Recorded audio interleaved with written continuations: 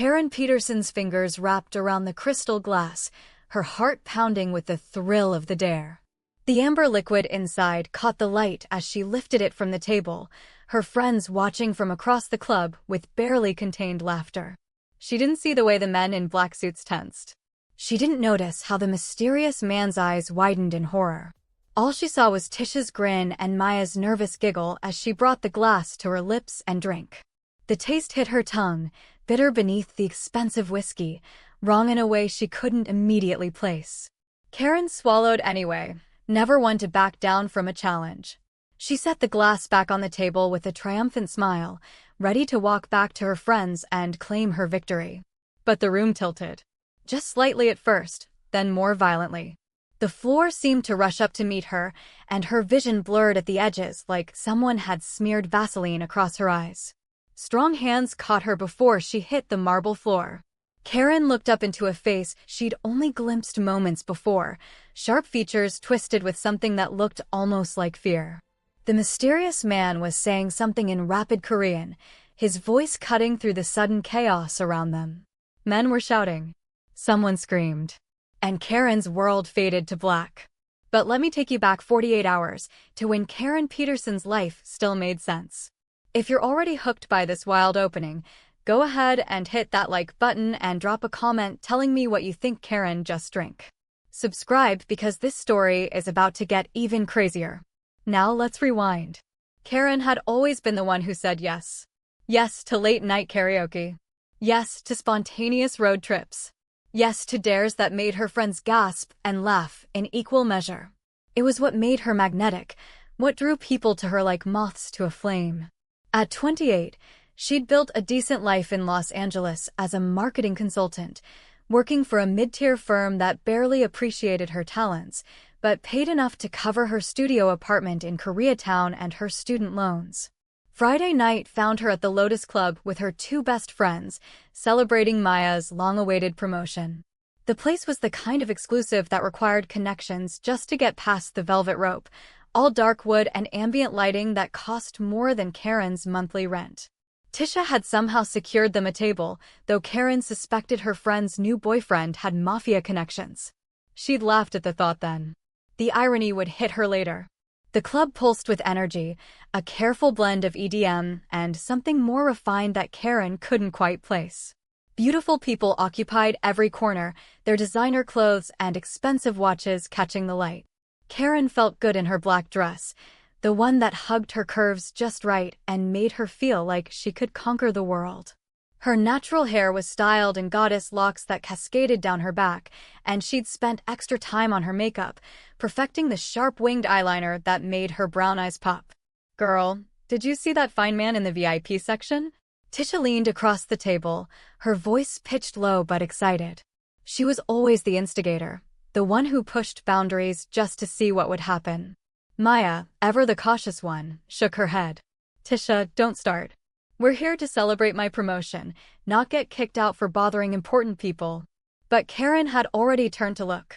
The VIP section was elevated, separated from the main floor by frosted glass and the kind of security that didn't need to be obvious to be effective. And there, in the center of it all, sat a man who commanded attention without even trying. He was Korean, maybe early 30s, with sharp features that could have been carved from marble. His suit was impeccable, black on black with no tie, the top button of his shirt undone in a way that suggested he didn't care about convention. But it was his eyes that caught Karen's attention. They were dark and cold, scanning the club with the precision of a predator watching prey. He sat perfectly still while men in similar suits moved around him, their deference obvious even from a distance. I dare you to go talk to him, Tisha said, that troublemaker gleam in her eyes. Karen laughed. Girl, please. That man looks like he eats people for breakfast. Exactly. Which is why I'm daring you. Miss, I never back down from a challenge herself. What you scared? It was the magic word, the one that had gotten Karen into trouble more times than she could count. Scared.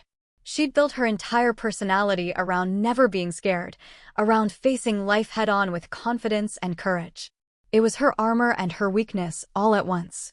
I'm not scared of anyone, Karen said, taking a sip of her cocktail for courage. But I'm not just going to walk up there and talk to him. That's boring. Then what? Maya asked, already sensing disaster. Karen's eyes fell on the untouched drink sitting on the man's table. A crystal tumbler filled with amber liquid, catching the light like liquid gold. An idea formed, reckless and perfect. I'm going to steal his drink. Tish's eyes went wide. Now that's what I'm talking about. But girl, his security will tackle you before you get within 5 feet. Watch me. Karen stood, smoothing down her dress and straightening her shoulders. Confidence was everything. If you walked like you belonged somewhere, people rarely questioned it.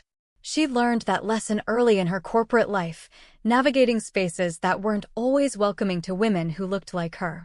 She walked toward the VIP section with purpose, her heels clicking against the marble floor. The first security guard stepped forward, but Karen flashed him her most dazzling smile. I just need to grab something I left at that table earlier. 2 seconds, I promise. Maybe it was her confidence. Maybe it was the fact that she was clearly unarmed in a dress that tight. Whatever the reason, the guard hesitated just long enough for Karen to slip past him. She could feel eyes on her now, multiple sets, tracking her movement across the elevated platform. The mysterious man watched her approach. Up close, he was even more striking. His features were aristocratic, all sharp lines and perfect symmetry, but there was something dangerous lurking beneath the surface. His eyes locked onto hers, and Karen felt a chill run down her spine. This was a man who had seen things, done things, that she couldn't even imagine. But Karen Peterson had never backed down from a dare in her life. She reached his table, her hand closing around the crystal tumbler before anyone could react.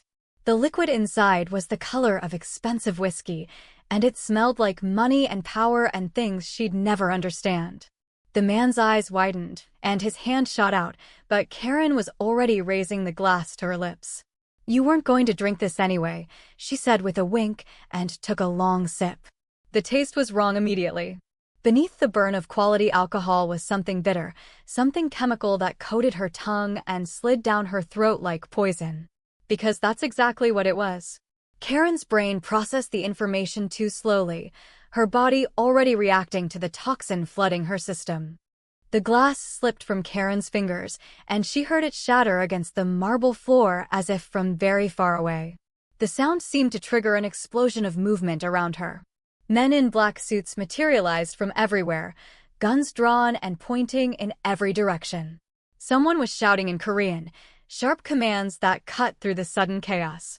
Karen tried to focus, tried to understand what was happening, but her vision was blurring at the edges and her legs had stopped obeying her brain's commands. The mysterious man moved faster than should have been possible. He caught Karen before she hit the ground, one arm sliding behind her back and the other under her knees, lifting her as if she weighed nothing.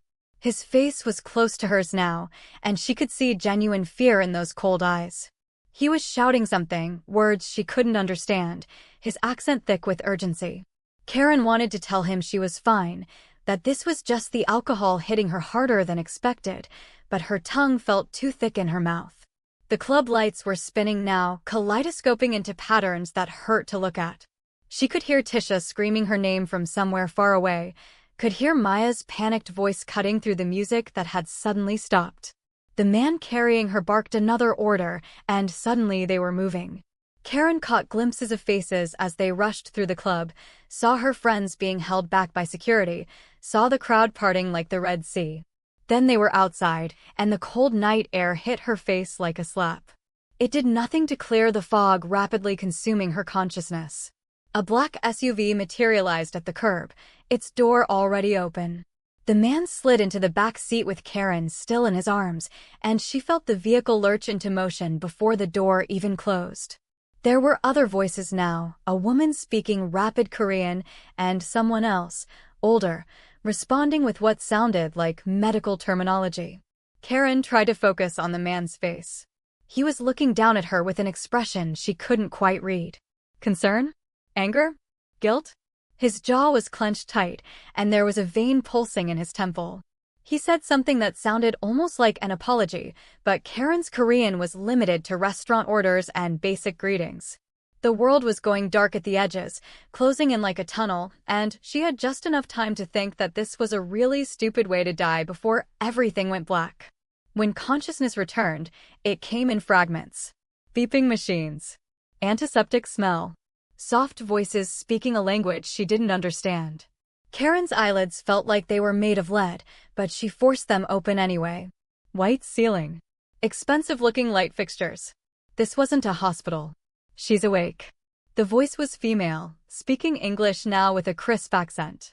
Dr. Choi, she's conscious.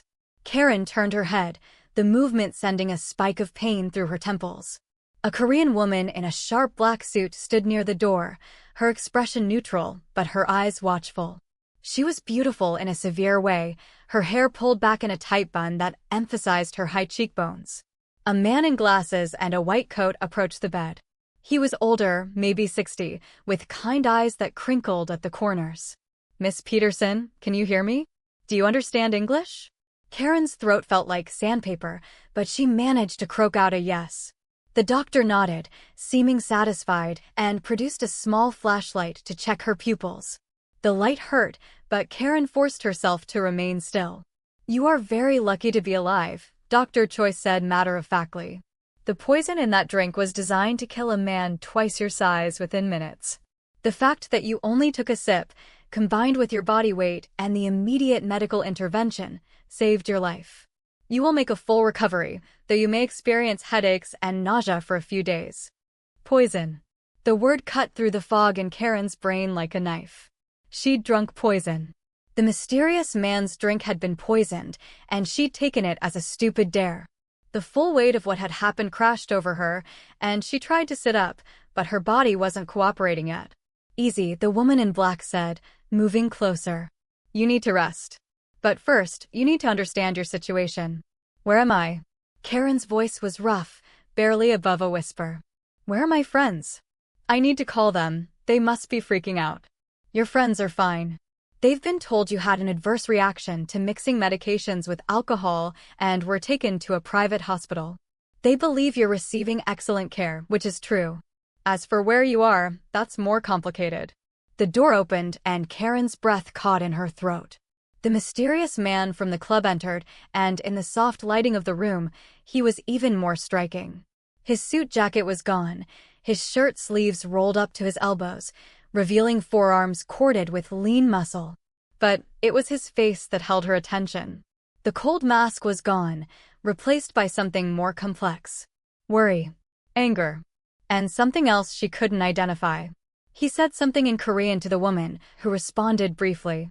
Then his eyes fixed on Karen, and she felt pinned in place by the intensity of his gaze. You saved my life, he said in English, his accent subtle but present, making each word deliberate. That drink was meant for me. You drank poison intended to kill me, and now your life is in danger because of it. Karen's mind was racing, trying to process what he was saying. I don't understand. Who would want to poison you? What's going on? The man exchanged a glance with the woman in black, some silent communication passing between them.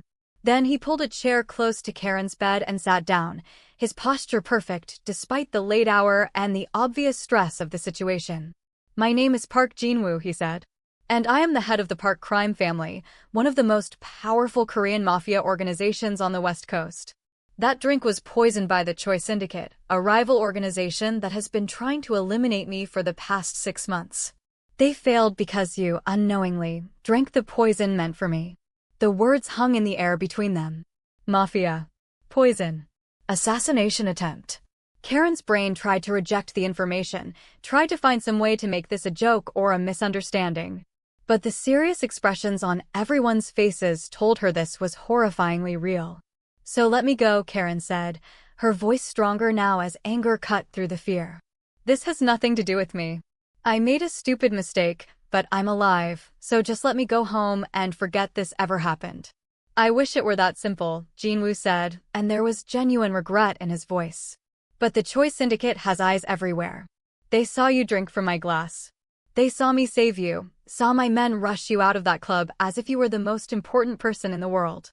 And most critically, they saw me show emotion, show fear at the thought of losing you. So what? Karen's voice rose despite her weakness. I'm nobody to you. Just tell them it was a mistake, that I'm just some random girl who made a stupid decision. The woman in black spoke up, her voice cutting. It doesn't matter what we tell them. In our world, perception is reality. The Choi Syndicate now believes you are important to Park Jin-Woo. That makes you a target. They will use you to get to him, either by kidnapping you for leverage or by killing you to hurt him. Either way, your life as you knew it is over. The words hit Karen like physical blows. She looked around the room at these strangers who had suddenly taken control of her entire existence, and something inside her snapped. No, absolutely not. You don't get to decide that. I'm leaving. She tried to swing her legs out of bed, but her body betrayed her. The room spun, and she felt hands steadying her, keeping her from falling. Dr. Choi was saying something about rest and recovery, but Karen wasn't listening. She was too busy trying to breathe through the panic clawing at her chest. Miss Peterson, Jin-Woo's voice cut through her panic, calm, and steady. I understand your fear and your anger. But you need to listen to me very carefully. The Choi Syndicate doesn't make empty threats. They've already started gathering information about you. Your full name, your address, your workplace. Your mother in Oakland and your little sister who just started her freshman year at UCLA. Karen's blood turned to ice. Don't you dare bring my family into this. I'm not the one who brought them into this, Jin-Woo said, pulling out his phone and swiping through several images before turning the screen toward her. The Choi Syndicate did that the moment they identified you. The photos on the screen made Karen's stomach drop. Her mother leaving her house in Oakland. Her sister Jasmine walking across the UCLA campus. Her own apartment building, photographed from multiple angles. Someone had been watching them, cataloging their movements, preparing for something terrible. No, Karen whispered, all the fight draining out of her. No, they can't. Why would they hurt them? They didn't do anything. The woman in black answered, her voice not unkind despite its firmness. Because in our world, family is leverage. The fastest way to control someone is to threaten the people they love. Right now, the Choi Syndicate is deciding how to use you against Park Jin-Woo.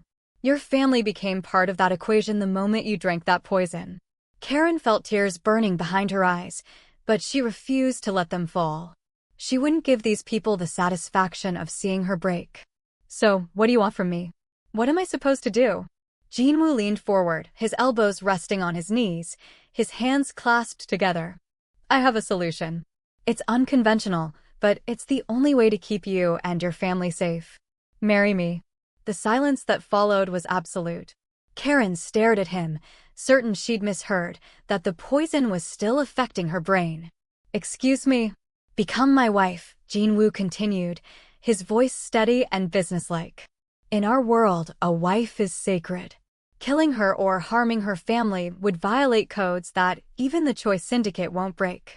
It would unite every other organization against them.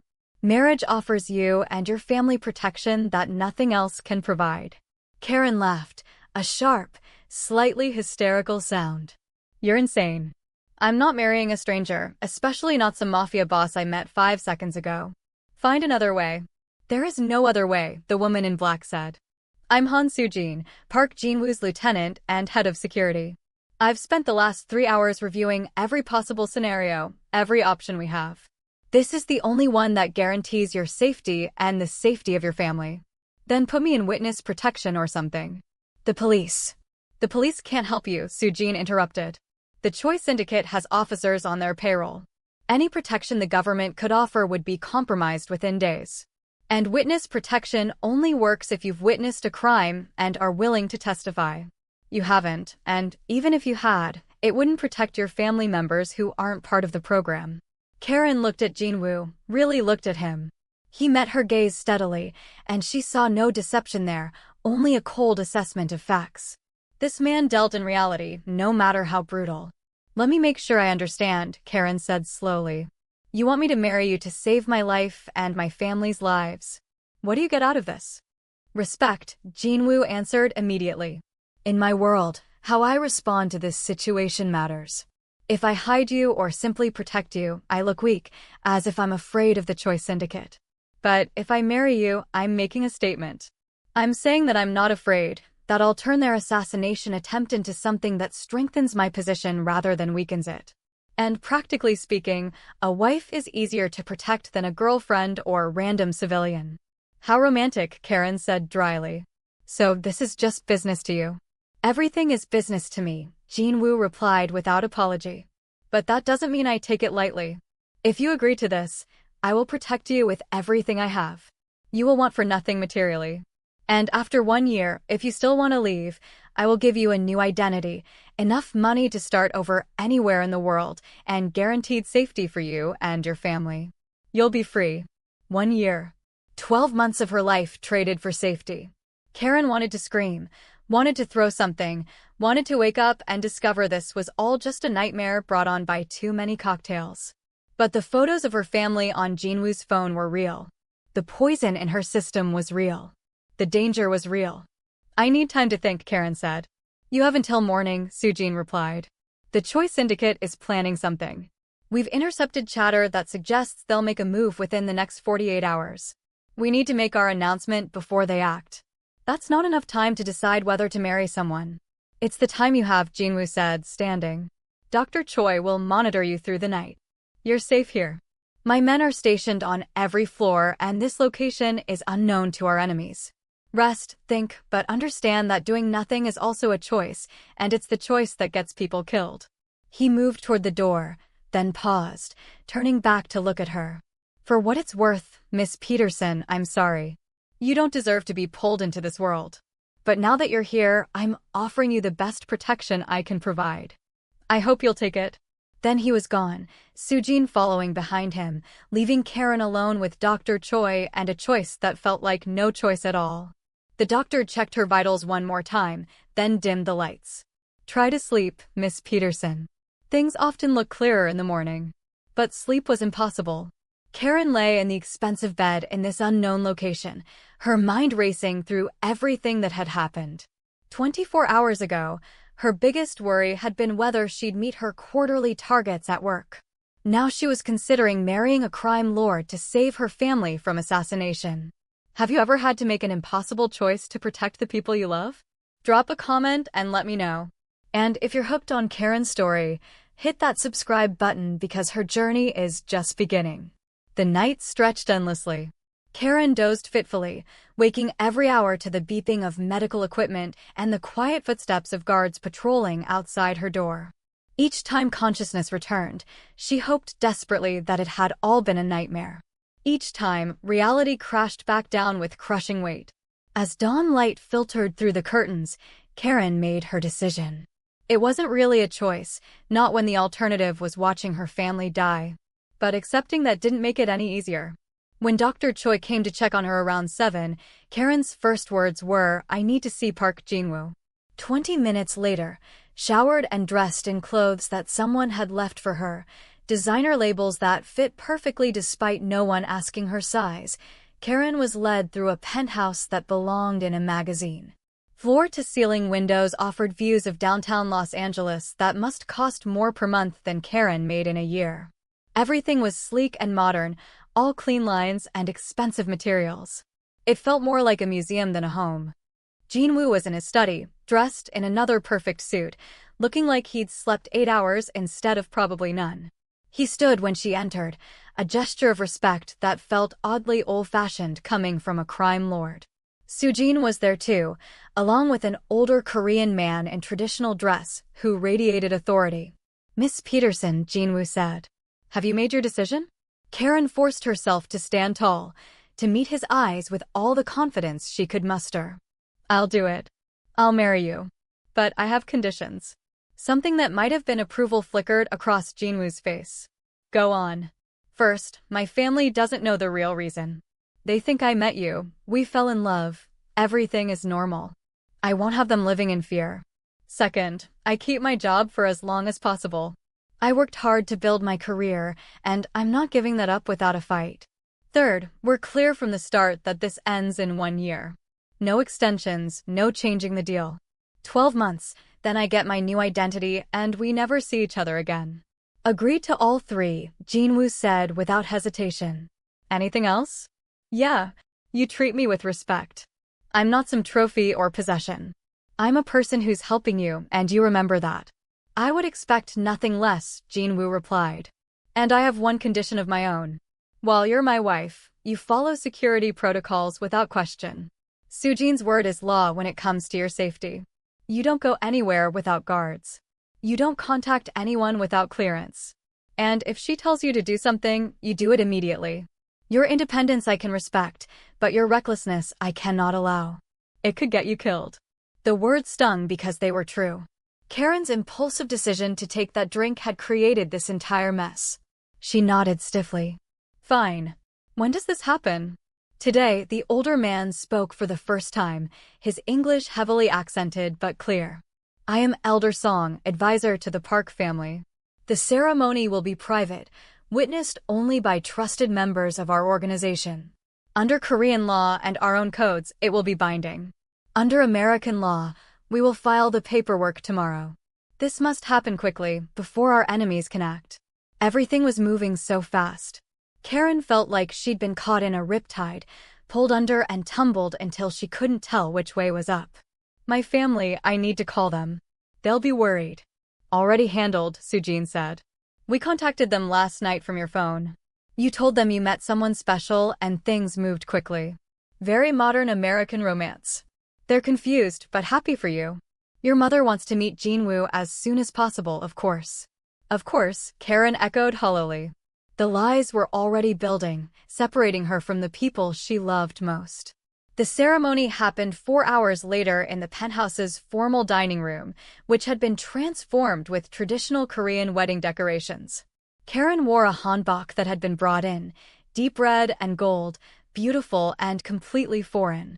A woman whose name she didn't catch helped her dress and did her makeup, chattering away in Korean as if Karen understood every word. When Karen looked at herself in the mirror, she barely recognized the woman staring back. The hanbok was stunning, making her look like she'd stepped out of a historical drama. Her locks had been styled elegantly, woven with gold thread.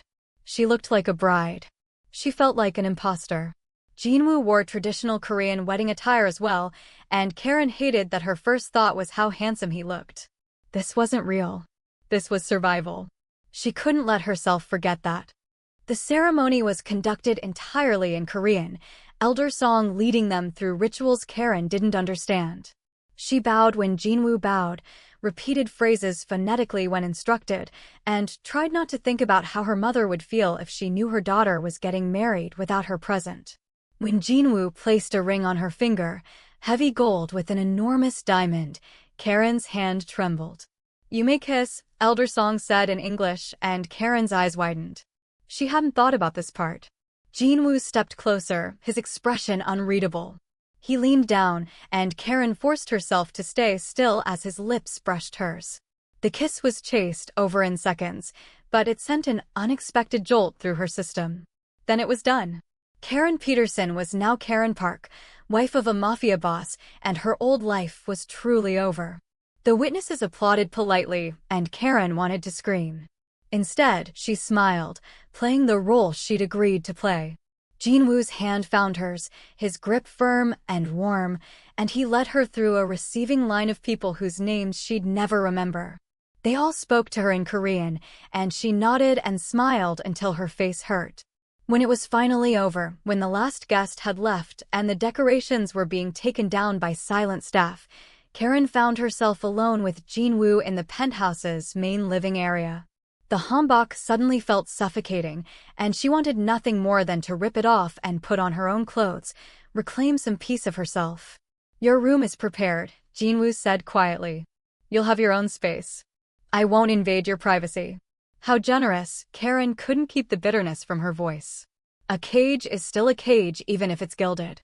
I never claimed otherwise, Jin-Woo replied, and there was something almost like sympathy in his eyes. But it's a cage that keeps you alive. Try to remember that when you hate me, and you will hate me, probably many times over the next year. He turned to leave, then paused. For what it's worth, you showed courage today.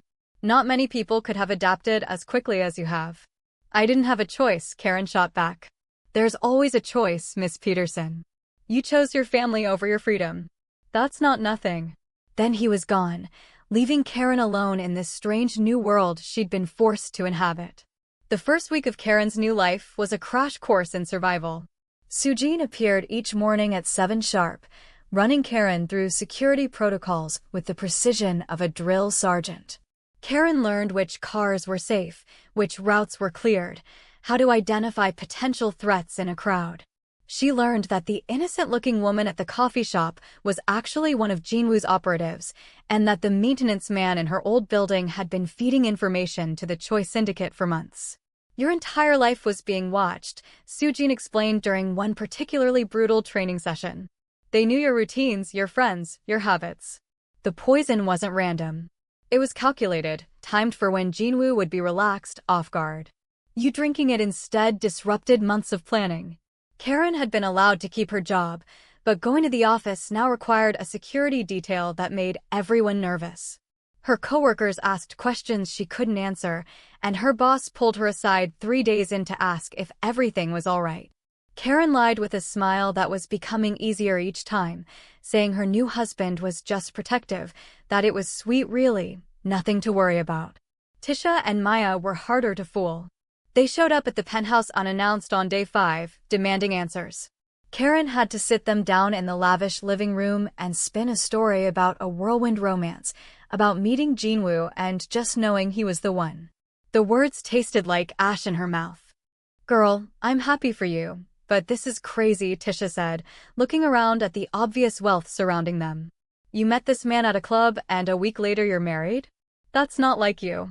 "Sometimes you just know," Karen replied, the lie smooth now from practice. "I know it seems fast, but it feels right." Maya was quieter, more observant. "Those men outside, the ones in suits. Those aren't normal bodyguards, Karen. What does your husband do exactly?" "Import-export," Karen said, using the cover story Jin-Woo's people had provided. "He deals with some sensitive materials, so security is important. It's really not a big deal." But Maya's eyes said she didn't believe it, and Karen felt another piece of her old life crumbling away. Her friends left eventually, their concern obvious despite their attempts to be supportive, and Karen sat alone in the penthouse feeling more isolated than ever. Jin-Woo was gone most days, handling business Karen didn't want to know about. When he was home, they maintained a careful distance, polite strangers sharing a space. He'd kept his promise about respecting her privacy. They had separate bedrooms on opposite ends of the penthouse, and he never entered hers without explicit permission. It should have made things easier. Instead, it just highlighted how fake everything was. The only time they were forced together was at family dinners. Every Thursday, Jin-Woo's inner circle gathered at the penthouse for a formal meal. Karen was expected to attend, to play the role of devoted wife, to navigate conversations conducted mostly in Korean while she smiled and nodded. Elder Song was always there, along with Sujin and several other high-ranking members of the Park family, whose names Karen struggled to remember.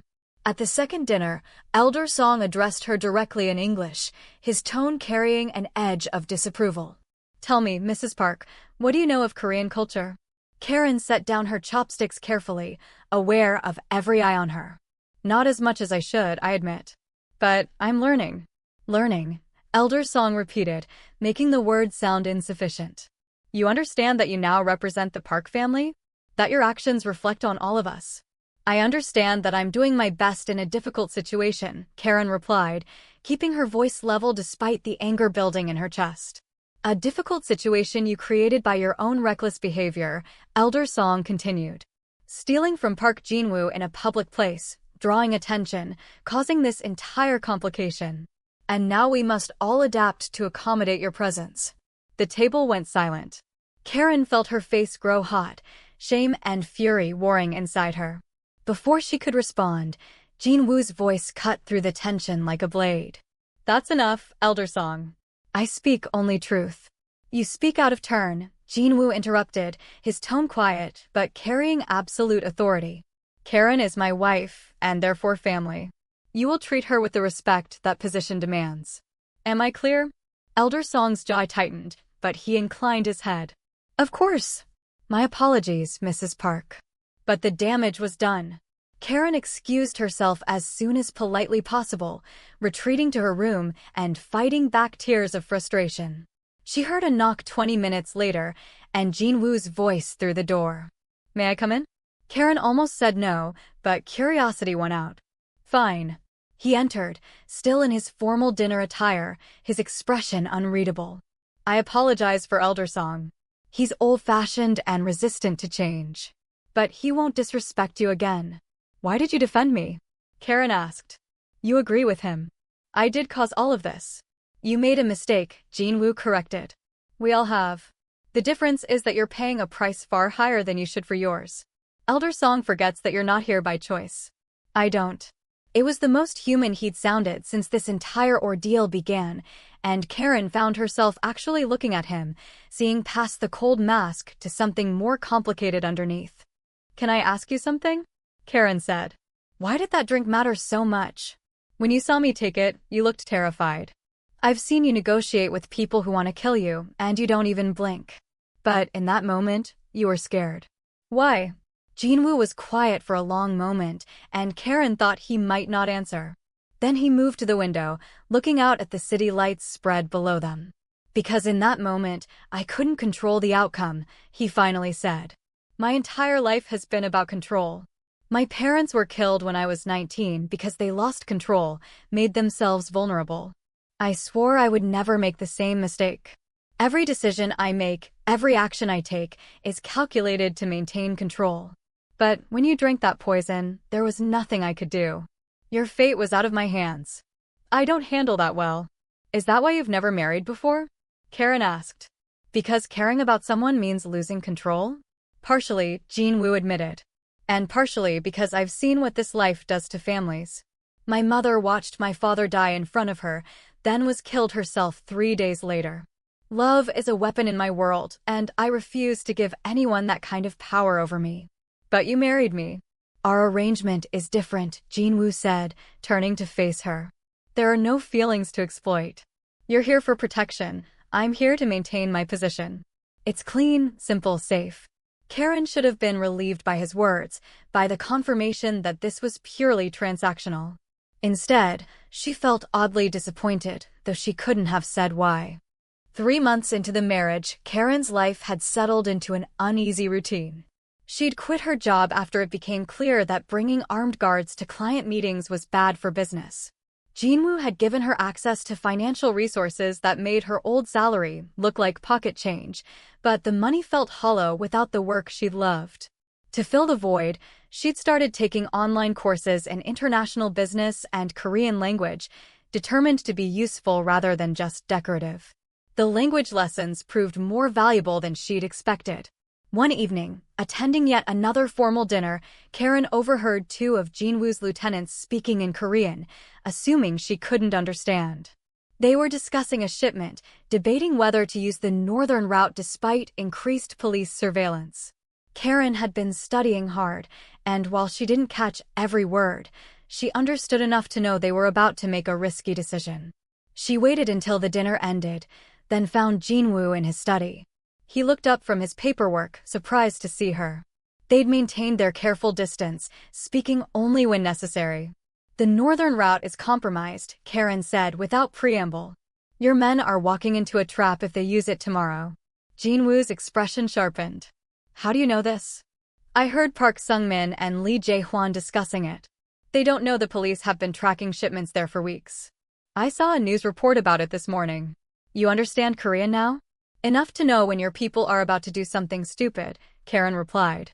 "Are you going to listen to me or let them walk into an ambush because you're too proud to take advice from your fake wife?" Something shifted in Jin-Woo's expression, a crack in his usual composure. He pulled out his phone and made several rapid calls in Korean, his tone sharp and commanding. When he finished, he looked at Karen with new assessment. "You just saved us from losing a shipment worth $2 million and potentially 3 good men." "Thank you." "Don't thank me," Karen said. "Just remember that I have a brain and I'm willing to use it. You want me to be more than decoration? Give me something real to do." Jin-Woo studied her for a long moment, then gestured to the chair across from his desk. "Sit. Let's talk about what that might look like." They talked for 3 hours, the longest conversation they'd had since getting married. Jin-Woo explained the legitimate side of his business empire, luxury goods import and high-end real estate, areas where Karen's marketing expertise could actually be valuable. By the time Karen returned to her room, she had a new job as consultant for Park Industries' public-facing operations, and for the first time since this nightmare began, she felt like herself again. The change in their dynamic was gradual but undeniable. Jin-Woo started including Karen in business meetings, valuing her perspective on branding and market positioning. His advisors were skeptical at first, but when Karen's strategies increased profit margins on their legitimate operations by 30% in 6 weeks, even Elder Song grudgingly acknowledged her value. Karen found herself spending more time in Jin-Woo's study, working late into the night on presentations and proposals. They developed an easy rhythm, the awkwardness fading into something almost like friendship. Jin-Woo had a dry sense of humor that caught Karen off guard, and she discovered he was genuinely interested in her opinions on everything from politics to music. One night, working on a particularly difficult negotiation strategy, Karen made a joke about Jin-Woo's serious expression, and he actually laughed. The sound was rusty, as if he didn't do it often, but it transformed his face. For just a moment, he looked younger, less burdened, and Karen felt her heart do something dangerous in her chest. She pushed the feeling down immediately. This was fake. They had a deal. Getting emotionally involved would be the stupidest thing she could possibly do. But the universe, it seemed, had other plans. The assassination attempt came on a Tuesday, at a charity gala Karen had insisted on attending. She'd been cooped up in the penthouse for months, and she was going stir-crazy. Jin-Woo had reluctantly agreed, doubling security and making her promise to stay close to Soo-jin at all times. The gala was at the Museum of Contemporary Art, a glittering affair full of LA's elite. Karen wore a gown that cost more than her old car, deep purple that made her skin glow. She'd styled her locks in an elegant updo, and the diamond earrings Jin-Woo had given her caught the light with every movement. When they entered together, cameras flashed, and Karen played her role perfectly, smiling adoringly at her husband while his hand rested possessively on her lower back. "You're very good at this," Jin-Woo murmured as they moved through the crowd. "At what, pretending?" Karen replied quietly. "At being exactly what people expect to see," he clarified. "They look at us and see a power couple. They have no idea it's all performance." "Isn't everything with you performance?" Karen asked, and was rewarded with one of his rare, small smiles. "Perceptive as always, Mrs. Park." They separated eventually, Karen circulating with Soo-jin while Jin-Woo handled political networking. Karen was talking to a gallery owner about a potential partnership when she excused herself to use the restroom. Soo-jin followed, as always, but stopped outside the door to give Karen privacy. Inside, the bathroom was empty, all marble and gold fixtures. Karen was washing her hands when the door opened behind her. She glanced up at the mirror and froze. The woman entering wasn't dressed for the gala. She wore all black, her face cold and focused, and there was something in her hand that made Karen's blood run ice cold. A gun. What would you do if you found yourself face to face with an assassin? Comment below and don't forget to tell me where in the world you are watching from. Time seemed to slow down. Karen's training with Soo-jin, all those hours of self-defense drills she'd thought were paranoid overkill, suddenly snapped into focus. The woman was raising the gun, her finger moving toward the trigger, and Karen moved on pure instinct. She grabbed the heavy marble soap dispenser and hurled it at the assassin's face. The woman dodged, but it bought Karen a precious second. She lunged forward, remembering Soo-jin's voice in her head. "Close the distance, don't give them room to shoot." Her hand closed around the woman's wrist, forcing the gun upward. A shot fired, deafening in the enclosed space, the bullet embedding itself in the ceiling. The bathroom door burst open. Soo-jin entered like a force of nature, taking in the situation instantly. She moved with lethal precision, disarming the assassin with a brutal strike to the elbow that made the woman scream. The gun clattered to the floor, and Karen dove for it, her hands shaking as she picked it up and pointed it at the would-be killer. More guards poured in. The assassin was forced to her knees, Soo-jin's gun pressed to the back of her head. Karen stood there, still holding the weapon, her entire body trembling with adrenaline. Blood roared in her ears, and she couldn't seem to catch her breath. Then Jin-Woo was there, his face a mask of cold fury. He took in the scene, his eyes finding Karen first, scanning her for injuries. "Are you hurt?" Karen shook her head, not trusting her voice. Jin-Woo crossed to her in 3 strides, gently taking the gun from her shaking hands and passing it to one of his men. His hands came up to cup her face, tilting it so he could look into her eyes. "Look at me," he commanded, his voice softer than she'd ever heard it. "Focus on my voice. You're safe. I've got you." Karen's vision was tunneling, black spots dancing at the edges. She was going to pass out. She could feel it happening. But Jin-Woo's hands on her face were warm and solid, anchoring her to reality. His thumb stroked her cheeks, a surprisingly gentle gesture. "Breathe with me," he said. "In for 4, hold for 4, out for 4. Come on, Karen. Stay with me." She followed his instructions, matching her breathing to his, and slowly the world came back into focus. Jin-Woo was so close she could see the flecks of gold in his dark eyes, could smell his cologne, could feel the tension radiating from his body despite his calm demeanor. "There you are," he said when her breathing stabilized. "That's it." Soo-jin was barking orders in Korean, and the assassin was being dragged away. Karen didn't want to think about what would happen to that woman, what questions would be asked, and how they would be extracted. This was the dark side of Jin-Woo's world, the part she'd been able to ignore until now. "I need to get her out of here," Soo-jin said. "The gala is compromised." Jin-Woo nodded, but his hands didn't leave Karen's face. "Can you walk?"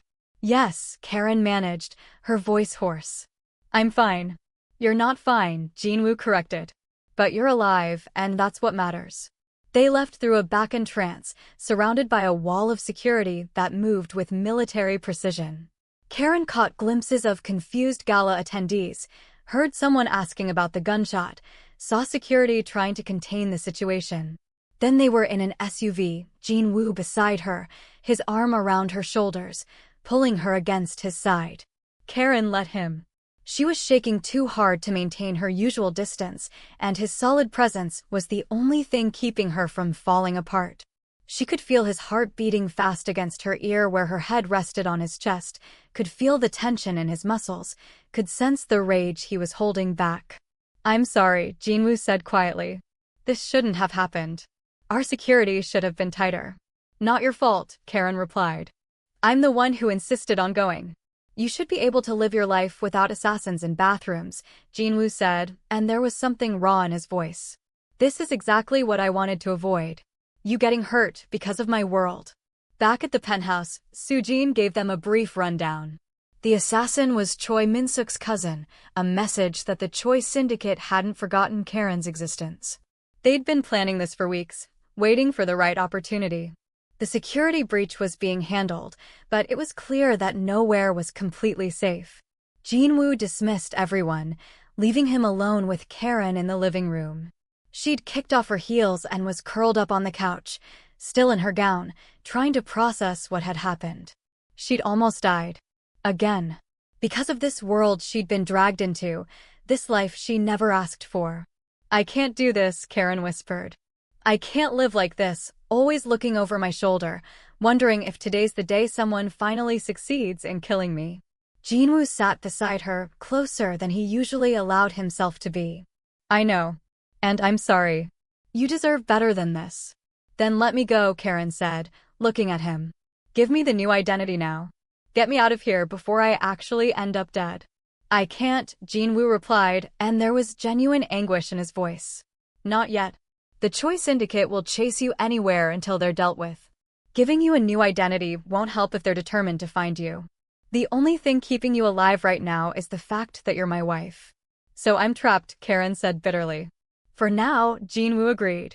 "But I swear to you, I will end this. The Choi Syndicate has been a problem for too long. This ends one way or another." Karen studied his face, seeing the determination there, but also something else. Something that looked almost like fear. "You were scared today. When you came into that bathroom and saw what happened. I saw it on your face." Jin-Woo was quiet for a long moment. "Yes. I was terrified." "Why?" "I'm just a contract to you, remember? Clean and simple and safe." That's what I told myself, Jin-Woo said softly. That's what I've been telling myself for months. But it's a lie, and we both know it. Karen's breath caught. Jin-Woo. Don't, he interrupted, standing abruptly. Don't say anything. This is already complicated enough. You deserve someone who can give you a normal life, not a man whose enemies try to kill you in museum bathrooms. In 9 months, you'll be free of all this. Let's just focus on keeping you alive until then. He walked away, leaving Karen alone with a heart that was suddenly pounding for entirely different reasons. The walls they'd built between them were crumbling, and Karen wasn't sure if that was the most dangerous thing that had happened tonight or just the most inevitable. The weeks following the assassination attempt changed everything. Jin-Woo became obsessive about Karen's security, installing additional measures that made the penthouse feel more like a fortress. But he also became distant, avoiding her outside of necessary interactions. Karen understood he was trying to maintain the boundaries he'd promised, but after that moment of raw honesty, the distance hurt more than it should have. Karen threw herself into work, helping Jin-Woo restructure his legitimate businesses and expanding their market reach. She was good at it, better than she'd ever been at her old corporate job. Here, her ideas mattered. Her voice was heard. She was building something real, even if the foundation was built on lies. 6 months into their marriage, Tisha called with devastating news. She'd been in a car accident, minor injuries, but she was shaken. Karen immediately insisted on visiting her in the hospital, against Soo-jin's strong recommendations. It's too dangerous, Soo-jin argued. Public locations, predictable timing. It's exactly the kind of opportunity the Choi Syndicate looks for. She's my best friend, Karen shot back. I've already lost everything else. I'm not losing her too. Jin-Woo, surprisingly, sided with Karen. We'll make it secure. Triple the guard detail, use decoy vehicles, keep it brief. But she goes. At the hospital, Tisha looked small in the bed, a bandage on her forehead and her arm in a sling. When she saw Karen, she burst into tears. Karen rushed to her side, holding her friend as she sobbed. I'm so sorry, Karen whispered. I should have been there. I should have. You've been gone, Tisha interrupted, pulling back to look at her. Not physically, but you're not the same Karen I knew. Something happened to you, and you won't tell me what. This marriage, this life, it's changed you. And I miss my friend. The words cut deep because they were true. Karen had changed. She'd had to. The woman who'd accepted a dare on a whim no longer existed. In her place was someone harder, more cautious, shaped by violence and secrets. I miss her too, Karen admitted quietly. But she can't come back. Not yet. Why not? What aren't you telling me? Karen wanted desperately to confide in her friend, to share the burden she'd been carrying alone. But the words stuck in her throat. Telling Tisha the truth would only put her in danger. The lie, as much as it hurt, was the kindest thing Karen could do. I'm just adjusting to married life, Karen said, forcing a smile. You know how it is. Everything changes. Tisha didn't look convinced, but she let it drop. They talked for another hour, carefully avoiding the elephant in the room, until Soo-jin indicated it was time to go. Karen hugged her friend goodbye, wondering if Tisha could feel how tightly she was holding on, like someone drowning clutching at driftwood. On the drive back, Karen was quiet. Jin-Woo, who'd insisted on coming himself, studied her with concern. You're thinking too loudly. I hate lying to her, Karen said. I hate that I can't be real with the people I love. This life you live, it's so isolating. How do you stand it? I don't have a choice, Jin-Woo replied.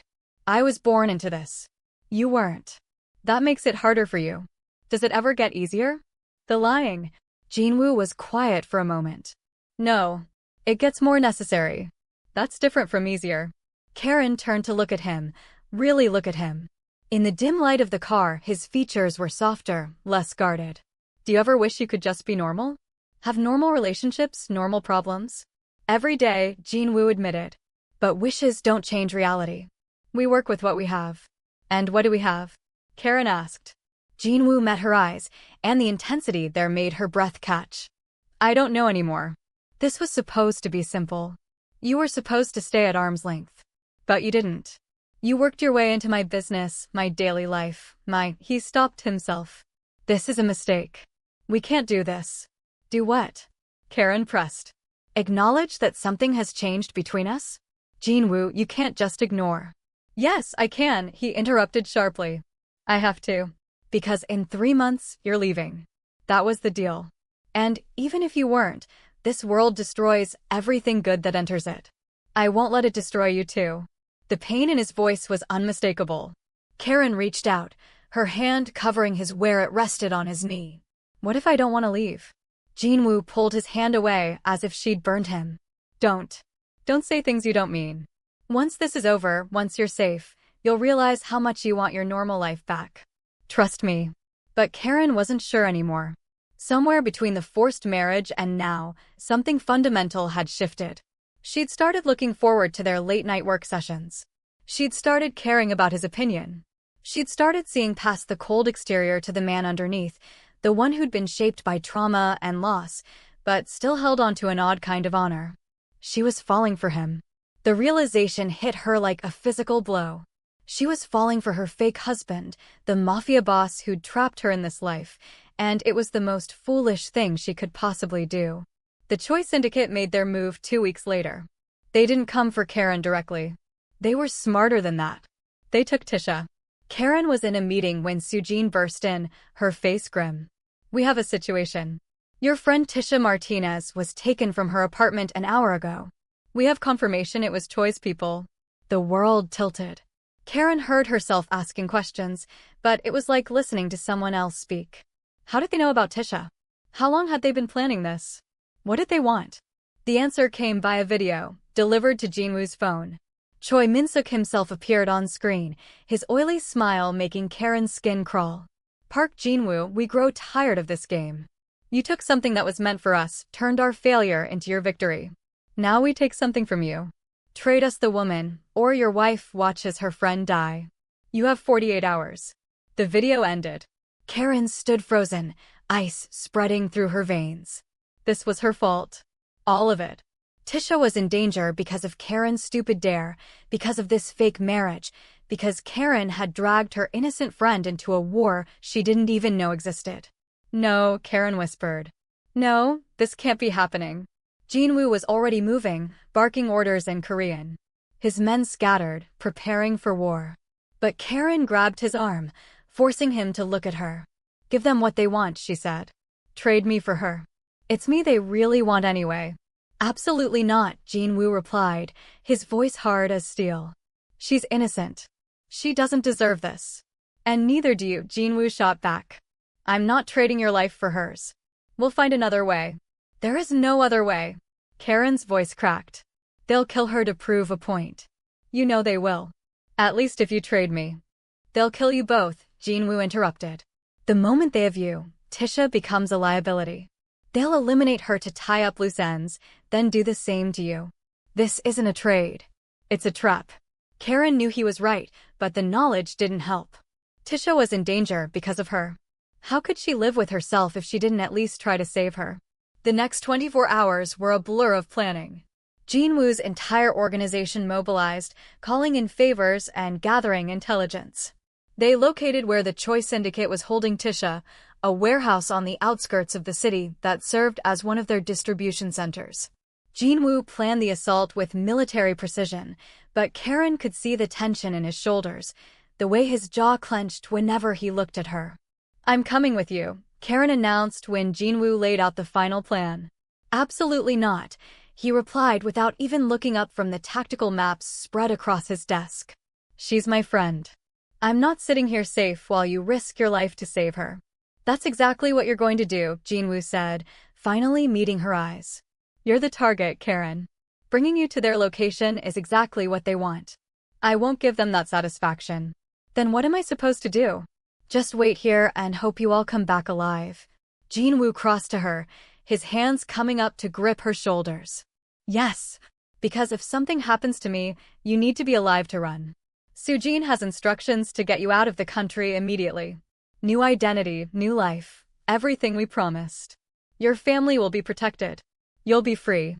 I don't want to be free if it means you're dead, Karen said before she could stop herself. Jin-Woo's expression softened. Karen. No, you don't get to shut me down this time, Karen interrupted. I know what the deal was.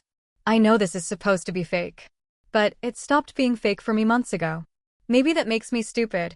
Maybe I'm the world's biggest fool for falling for my fake husband. But I can't keep pretending I don't care whether you live or die. The silence stretched between them, heavy with words neither of them had dared to speak. Then Jin-Woo pulled her against him, his arms wrapping around her in a fierce embrace. Karen buried her face in his chest, breathing in his scent, trying to memorize this moment in case it was the last one they had. I care too, Jin-Woo admitted quietly. More than I should. More than is safe. You were supposed to be temporary, but somewhere along the way, you became essential. And that terrifies me. Karen pulled back just enough to look up at him. Then come back to me.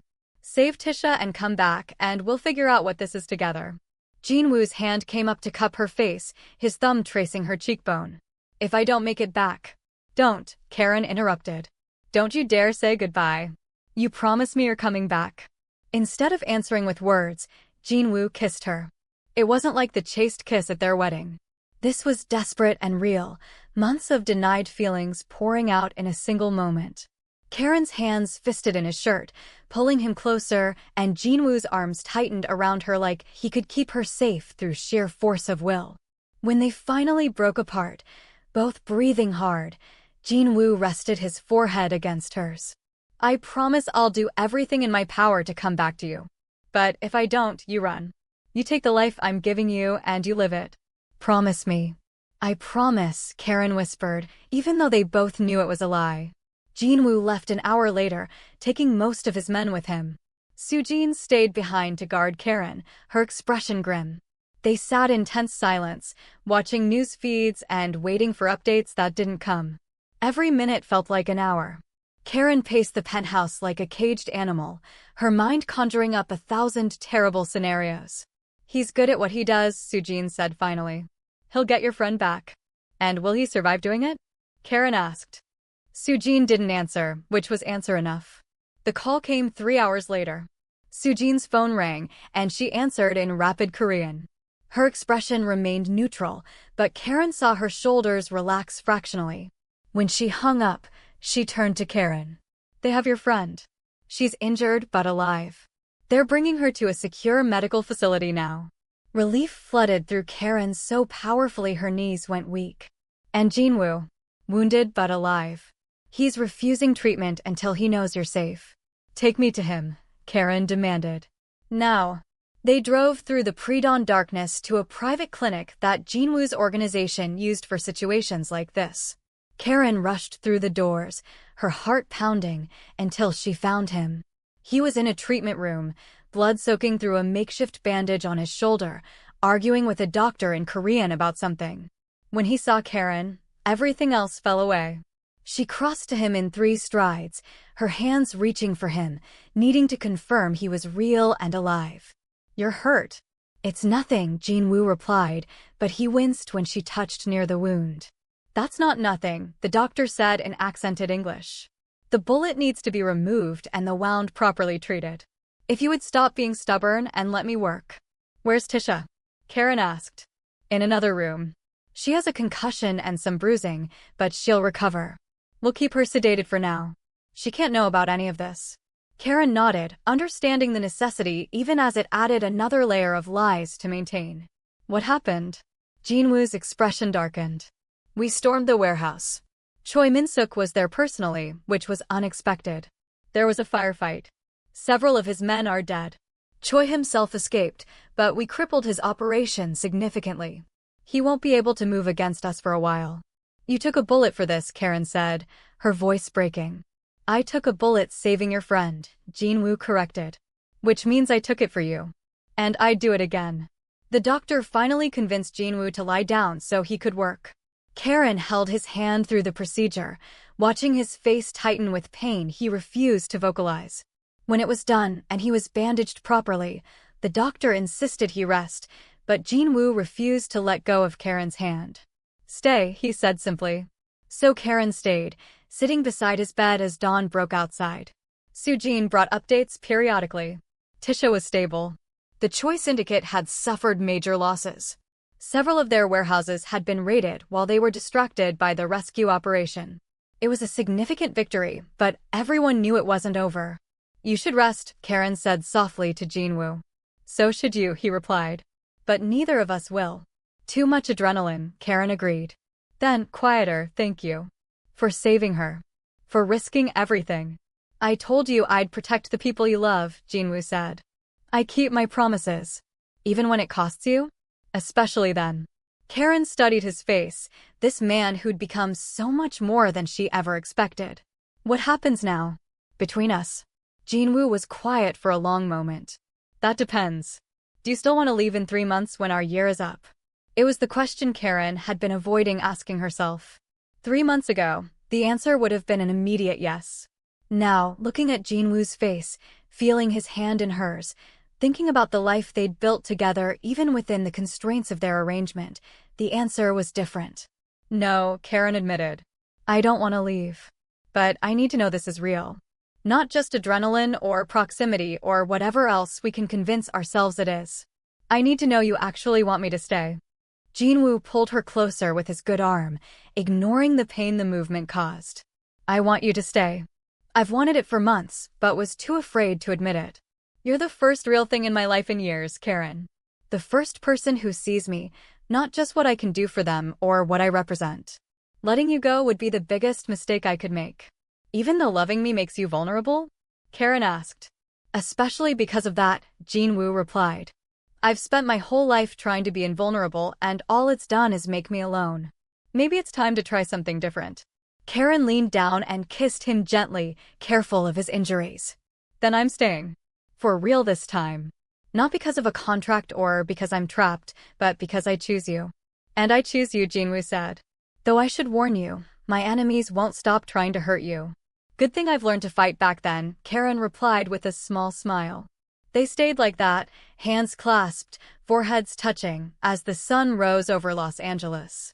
Outside, the city was waking up to another day.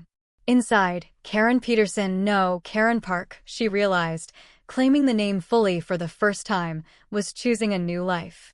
One filled with danger and complications, yes, but also with something she'd never expected to find in a forced marriage to a mafia boss.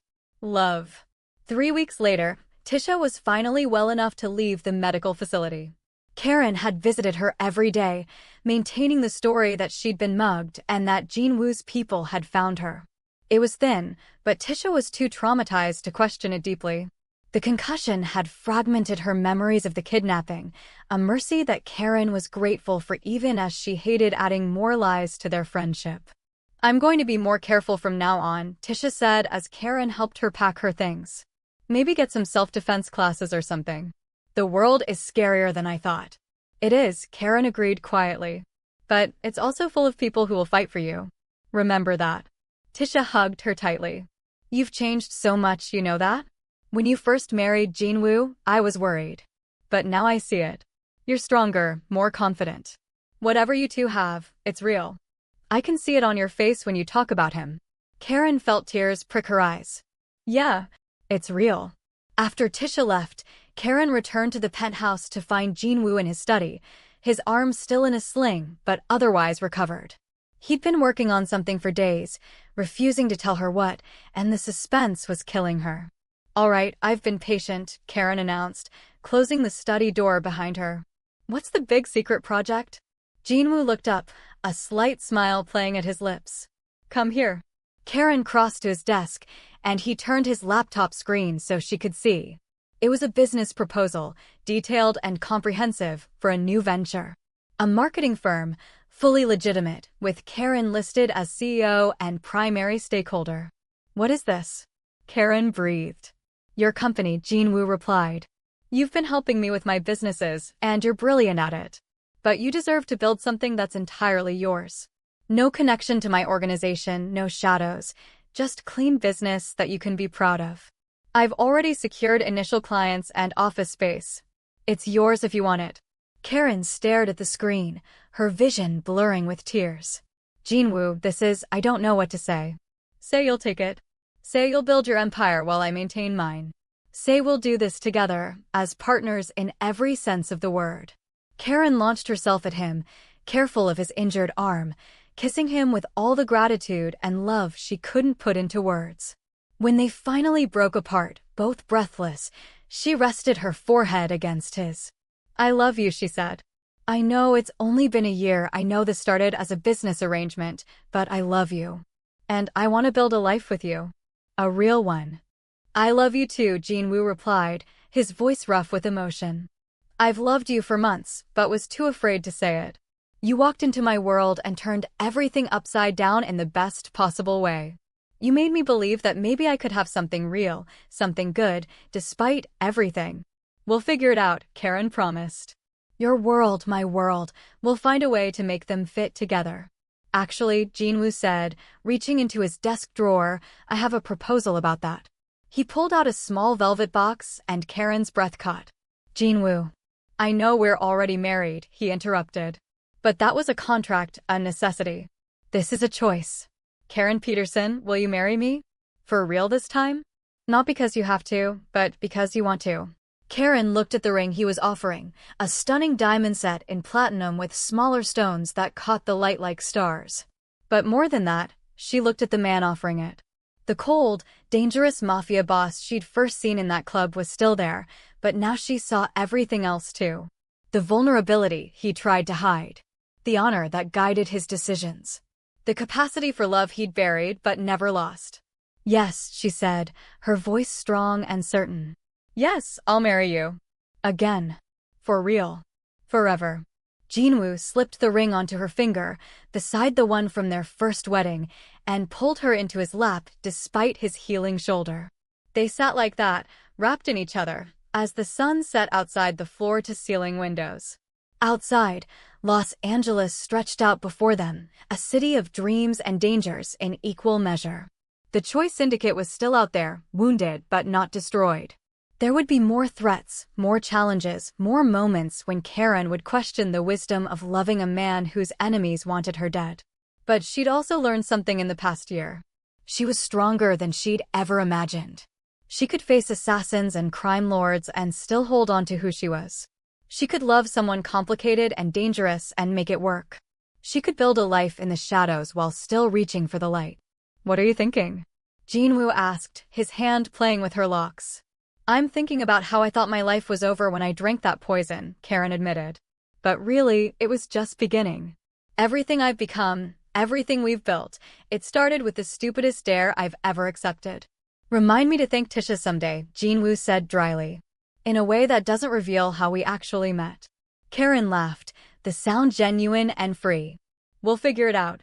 We always do." 3 months later, they renewed their vows in a ceremony that Karen's family actually attended. Her mother cried happy tears, thrilled that her daughter had found someone who so obviously adored her. Jasmine served as maid of honor, and Maya and Tisha stood beside her, still ignorant of the real story, but supportive nonetheless. Jin-Woo's organization attended in force, but to Karen's family, they just looked like a very large, very devoted extended family. Elder Song performed the ceremony, his earlier disapproval transformed into grudging respect. Karen had proven herself not just as Jin-Woo's wife, but as a valuable member of their organization. Her marketing firm was thriving, bringing legitimacy and connections that benefited everyone. She'd earned her place at the table. The ceremony blended Korean and African American traditions, a fusion that represented everything Karen and Jin-Woo had built together. When they kissed as husband and wife, for real this time, the applause was deafening. At the reception, Karen found a quiet moment with Jin-Woo on the balcony, looking out at the city lights. "Any regrets?" he asked, his arm around her waist. "Not a single one," Karen replied honestly. "This isn't the life I planned, but it's the life I choose. Every day, I choose you and us and this complicated, dangerous, beautiful thing we've built." "Good," Jin-Woo said, pulling her closer. "Because I choose you too. Every day, for the rest of our lives." Inside, the party continued, full of people from both their worlds learning to coexist. It wasn't perfect. There would be challenges ahead, threats they'd have to face, secrets they'd have to keep. But they'd face them together, partners in every sense of the word. Karen thought back to that night in the Lotus Club, to the dare that had changed everything. She'd walked up to a dangerous man and stolen his drink, never imagining where that moment of reckless courage would lead. She'd almost died, had been forced into marriage, had her entire life upended. And she'd do it all again in a heartbeat. Because sometimes the most dangerous choices lead to the most extraordinary destinations. And sometimes, the person you're forced to marry becomes the person you can't imagine living without. This was just the beginning of their story. There were more challenges waiting, more enemies to face, more secrets to navigate. But whatever came next, they'd handle it together. As Karen Park stood in her husband's arms, wearing a ring that symbolized real love instead of just survival, she finally understood what it meant to be home. Not a place, but a person. Not safety, but the choice to face danger together. And that was worth every risk she'd taken to get here. But the Choi Syndicate wasn't finished with them yet. In the shadows of Seoul, Choi Min-suk was planning his revenge, assembling allies and resources for one final strike against the Parks. He'd lost the battle, but the war was far from over. And when he made his move, it would test everything Karen and Jin-Woo had built. Their love, their loyalty, their very survival would hang in the balance. But that's a story for another time. If you've made it this far in Karen and Jin-Woo's journey, you're absolutely hooked. Hit that like button, drop a comment telling me what you think happens next, and subscribe because part 2 is coming, and trust me, you do not want to miss what the Choi Syndicate has planned. This story is about to get even more intense, and Karen's going to have to make choices that will change everything. Again. Until next time, remember, sometimes the most dangerous dares lead to the most extraordinary love stories. But they also lead to the deadliest enemies. See you in part 2.